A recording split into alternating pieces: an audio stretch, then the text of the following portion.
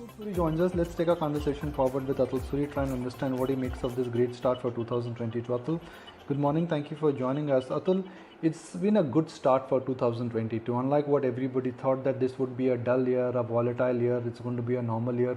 But the first 15 days of price action is indicating that we could be in for another exciting year. Yeah, I think, I don't know about the year, but it's very exciting. The fact is that this beautiful rally that has happened is in the backdrop of global markets, which have been volatile. You know, one is your whole EM basket, where we are a subset of, has done nothing. FI flows, which had briefly turned positive, have turned negative again. Coupled with that US markets are seeing volatile, especially in the tech space. So considering all those things, I think India is doing very well. And, I think we are pushing towards new lifetime highs. A brief underperformance that we had in December or so is getting caught up. So I think it's all in all a very impressive market. But I still am of the camp that, we are not going to have a runaway market. I think globally markets are going to pause or be range bound. Range bound does not mean that they will do nothing. A lot happens within ranges, and ranges also are large percentage moves. But what you are seeing is a massive churn that is happening globally away from growth to value. And this is very, very evident in the way the US markets are panning out. If you look at the movement of the Dow versus the NASDAQ, two very simplistic ways of looking at growth and value is that you see very, very divergent performances. So even in the Indian context, I think what you've seen in the last 15 days, that growth has taken a bit of a pause, and the value rally seems to be pretty strong. So in a longer time frame, I think that we are not going to be a runaway market. In this, you're going to see turns, you're going to see growth someday, value someday, and that's the kind of play that is happening out. But all in all, positive on the market, positive on the year going ahead, positive on the opportunities it's going to throw us. So Hello? let's say at top of 2021 versus the top of 2020. Yeah, Atul. So my question is that let's say if you compare your portfolio, top of 2021 versus top of 2022, the top 5 stocks which you own, how many of the top 5 stocks are still same? So for me, at least 25 to 30% of my portfolio pushes to lifetime highs. Just to put it in sectorial or thematically, we are extremely overweight specialty chemicals. We have been towards the end of 21, it was a bit a tough kind of period for specialty chemicals. We saw them correct. But you'll see that in the first 15 days of this month, many of them have actually pushed to lifetime highs. And in fact, they've gone substantially higher. So there is a 25 to 30% of the portfolio which has pushed towards lifetime highs and higher. Yes, on the counter side, not everything can be a peach. You do have some spaces, especially the more defensive areas. Some of the FMCG plays, some of the consumer discretionary plays, some of the pharma plays, which are kind of struggling. But as I said, that this year is not going to be a one-horse theme. It's not going to be a one-way theme. I think you're going to have, phases when we all will going to get bullish about something, and it's kind of going to disappoint. And when we get really bearish about something, we are going to, be surprised on the upside. I mean, it happened in the Nifty, we were at 16,800. Things were looking pretty nasty about a month or 2 months ago, and suddenly where we are again pushing near lifetime highs. So I think that this year is going to see a lot more of that. You're going to see churn within sectors, within stocks, and I think it's the ability to be able to have the secular themes in your portfolio, which is really going to reward you. Just as I mentioned, specialty chemicals is one such area which we are extremely overweight on. Another controversial thought process is tech. I mean, tech is getting beaten world over, but we personally think that tech is again a very big, large theme. And at Marathon Trends, we are not looking at a quarter or a year. We are talking about 5 to 10 years. And we feel that tech, if it corrects, and as it is correcting, I think is going to also be a very interesting opportunity. And if you look at tech in India, it is very, very different from what is happening in the US. In US, you find that the hit a lot of the tech stocks have taken is to the extent of 40 to 50%. In India, we are more the services play. The company numbers that are coming out have been good. The narrative has been good. So I think that in this year where things are going to be up and down, sometimes it's going to be growth, sometimes value, sometimes this sector, sometimes that sector. I think if you still stay with the secular themes, the secular growth themes, I feel that you will come out as a winner by the end of the year. So one is better off, let's say, buying tech versus IT, and you would say go for tech stroke IT rather than bank stroke NBFCs? Again, at this point of time, it may not seem to be the right thing. But if you ask me, by the end of the year, I feel I would be better off in technology. I still think that it is, as a theme, a secular theme, which is a decadal theme, the thing that is really changing lives, changing businesses world over is technology. Whatever the business is, it requires backend, it requires services. And India, I think, is one of the biggest providers of these services. And I'm here to benefit, whether it is autonomous cars or whether it's online banking or whether it is any other theme that plays out, whether it is the metaverse or whether it is bitcoins. The back end work is happening in India. And I feel that Indian tech will be able to weather. As I said, there is going to be short term. Tech is out of favor right now. But I think by the end of the year, if I'm looking at a larger trend, I feel that we will be well off in that space.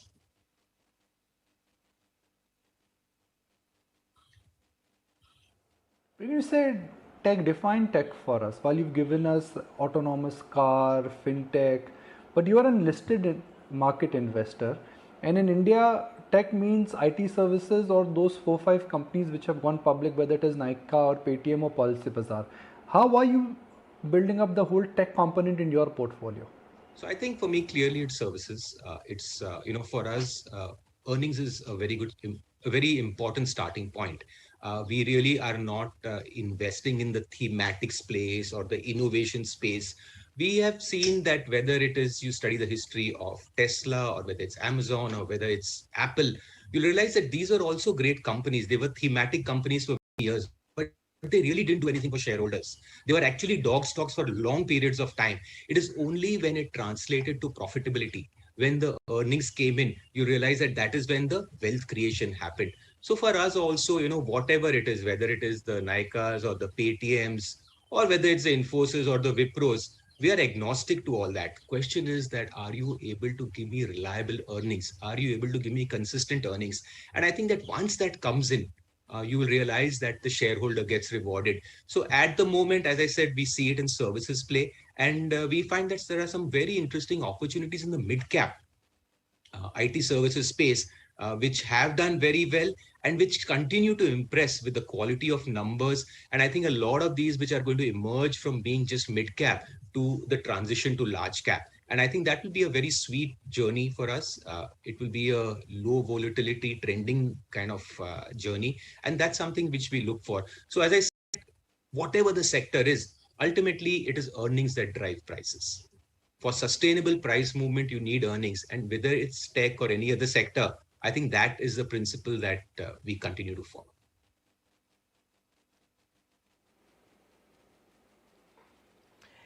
Good morning, Atul. This is Nayantara. So since you're talking about tech and you also brought up Tesla, what about Motown and electric vehicles? Because, so much is being spoken about that. Now, if you just look at over the last few days, the weekend, that is, Delhi government mandating Zomato, Swiggy, etc., to have EVs in their fleet. You've seen Hero Moto increase its investment in Ather. Tata Motors has anyway set up that big subsidiary with TPG. Is that a theme that you're looking at?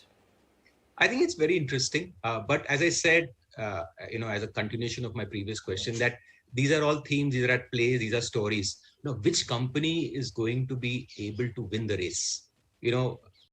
Fortunately or unfortunately, we are in a world where winner takes all. We all talk about Tesla, but we don't talk about many others that have also runs. So I think that the important thing is that which of these, whether it's a two-wheeler, four-wheeler, MCV, LCV, whatever it is, which of these ultimately translate into growth in numbers.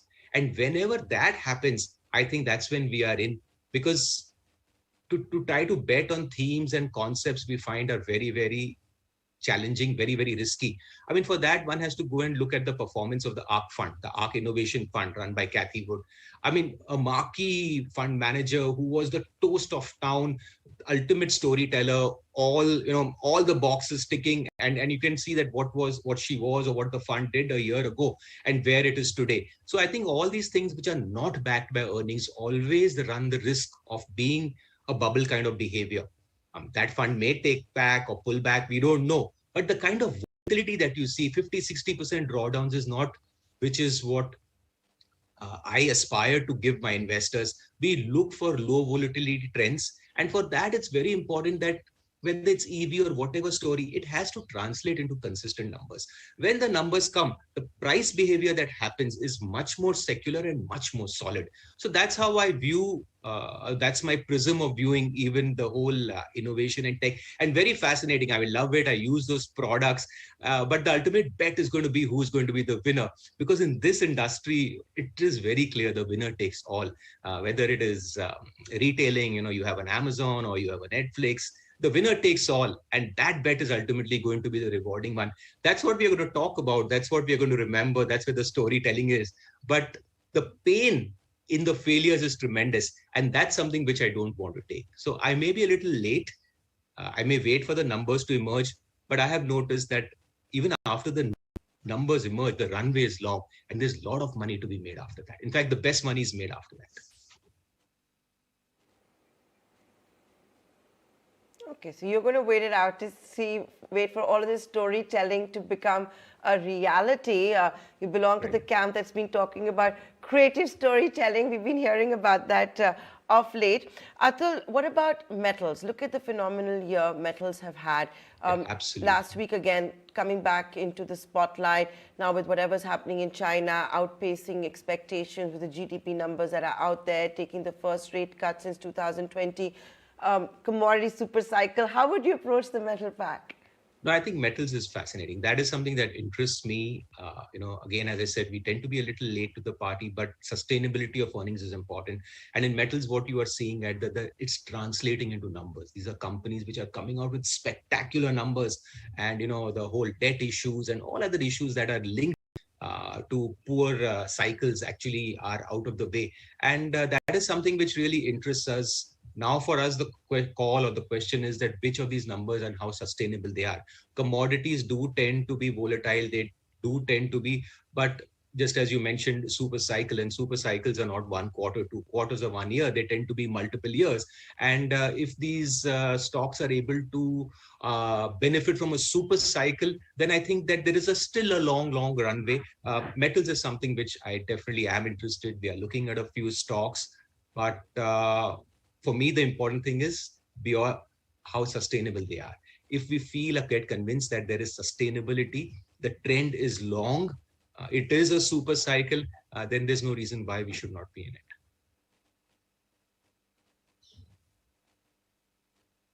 Would you start creating shorts in your portfolio?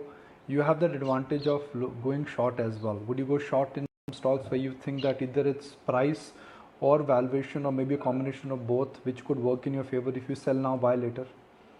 Nikunj, in the PMS universe, it's a very gray area. Shorting definitely is not on. Even hedging seems to be, the regulation or the practices or the intermediaries don't encourage us to do that. So from my fund point of view, obviously we don't have the mandate to do that. But as an individual investor, or just as a thought process, I would like to answer that question. That the fact is that, as I said, that this will be a year in which it is going to be a broader range. So when we get very, very bullish on something, you will find that we get disappointed. And when we get very, very bearish on something, it will be on the upside. So whatever shorts one would trade in the year to come, I feel would be rather quick, would be more what we call swing trades rather than trend trades. For anyone who's a trader will understand the difference in terminology between trend following and swing trading. So I think the year will belong to a swing trader. If this answer is for traders, and I think they get the answer, the difference is that the last year trends worked very well, trend following worked very well because we had a secular up move. In the year that is there coming, I feel it is going to be swings. Things that get extended to the upside may actually have a likelihood of coming down, and things that get very pushed down may actually have a probability of going up. So it's going to be a year of, I think, swing trading rather than trend following. I think for a trader, that is a very, very accurate answer. But for me as a PMS, I can't do that. What are the two lines you would like to draw maybe lines in the sand, but for the Nifty Absolutely. for this year? Yeah. So I think I would look at around 19,000 on the upside and maybe 16,500 on the downside. Again, it's a very broad band. You may say that's a massive percentage point, but the way the markets are, the kind of liquidity that there is, the volatility that there is, the bands will have to be broader. I personally think that these are not written in stone, but they're written in sand. So they will always be a little, overlaps or gets pushed towards the end. But I think that we would play out in a broader range. But in this range, you will see a massive churn in sectors. You will see that a lot of sectors going up the pecking order, going down the pecking order. And I think that's where, money will be made in the year to come. Is this current leg of decline in tech, and we've discussed tech a lot, let's say Sure. Wipro or NHCL Tech, or whenever there is weaknesses in Infosys, will those stocks qualify as stocks you want to buy on every decline? So I don't know about every decline, but as I said, that there are some stocks in the cap space, not the names that you mentioned, which we are looking at very closely. So as and when they decline, and the interesting part is that they're coming out with excellent numbers. So that really gives us the solidity or the conviction that even in the case they correct, they could be good buys. And the corrections that may happen may be more because of thematic or fashion or some sort of macro, because it's all linked to interest rates. We all know that the moment interest rates go up, the market moves towards value rather than growth. We saw that exactly a year ago. If you see Jan, Feb, March of 2021, we had seen a similar move of US bond yields, which had spiked, and there was a rotation trade. But come April, May, the whole trade actually turned and bond yields again regressed. And you will find that the whole tech or the whole growth went on to make new highs. So I feel that this could be a year of two parts. And we look beyond that. We look beyond a 3-month or a quarter cycle, because, trying to predict bond yields, trying to predict inflation, we like to talk about it. But honestly, it is very difficult to predict. I mean, we've been talking about don't fight the Fed, and Fed was saying inflation is transitionary, and now the actions are totally different. So, for all the narratives that we find that most people are just very good storytellers. Very few people have predictive powers as far as these global macros go. And, when we are not specialists in that, the best thing, Nikunj, is to look at companies that have very good earnings and which have excellent price trends. And I think that is when we combine it, we feel that we will be able to go through the ups and downs. This is going to be a year where not all months are going to be of outperformance. There'll be a few months of underperformance, outperformance. But net, I think in the end, the growth areas or companies that will deliver good earnings will actually stand out, because that is the basic premise of investing. Ultimately, we are wanting to invest in companies where there is accelerated earnings, and that is what translates to accelerated share price. You can't dissociate these two for too long.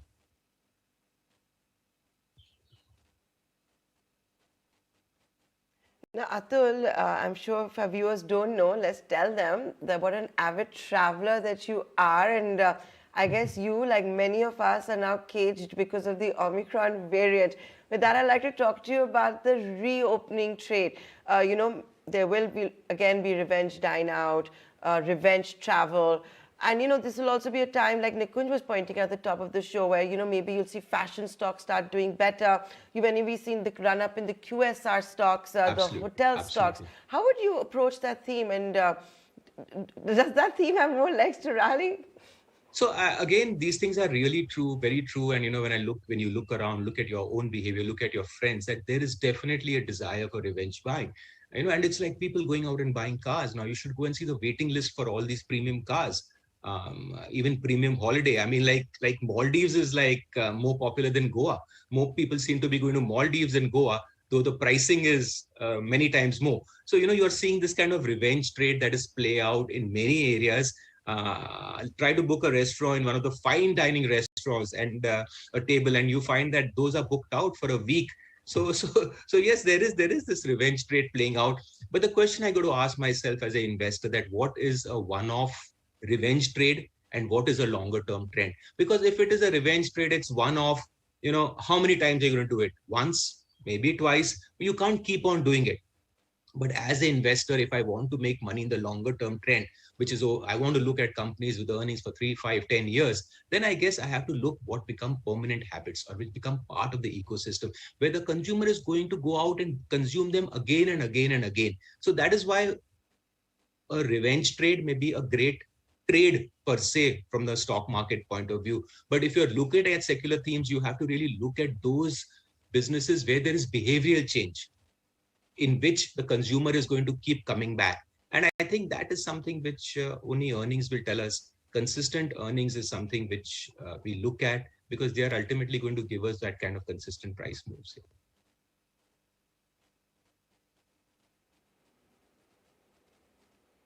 Okay.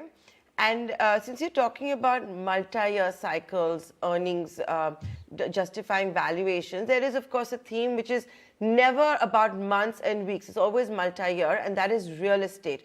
Even if you look at the operational updates that have come in from a Brigade or a Soba or a Macrotech that owns the brand name Loda, it's all looking good.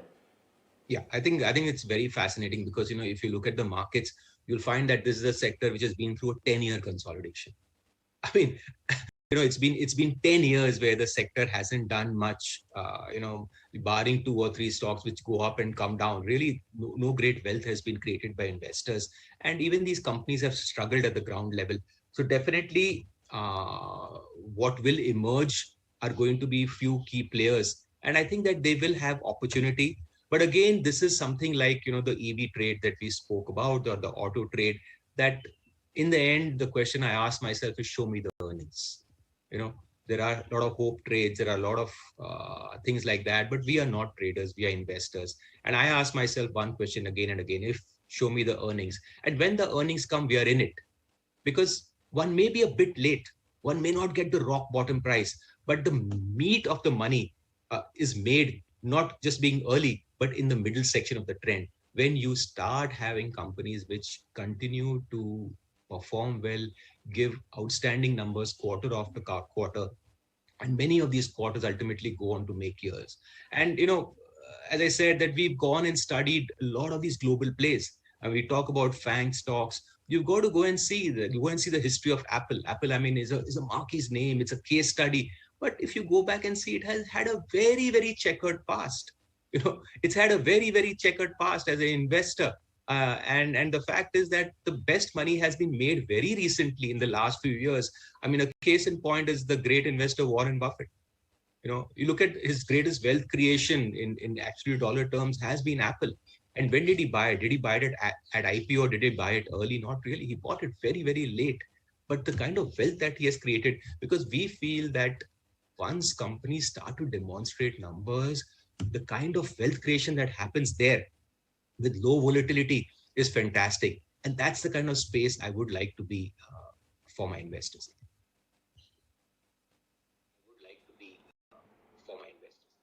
Great point. All right, Atul. Best wishes for 2022. Thank you for joining us.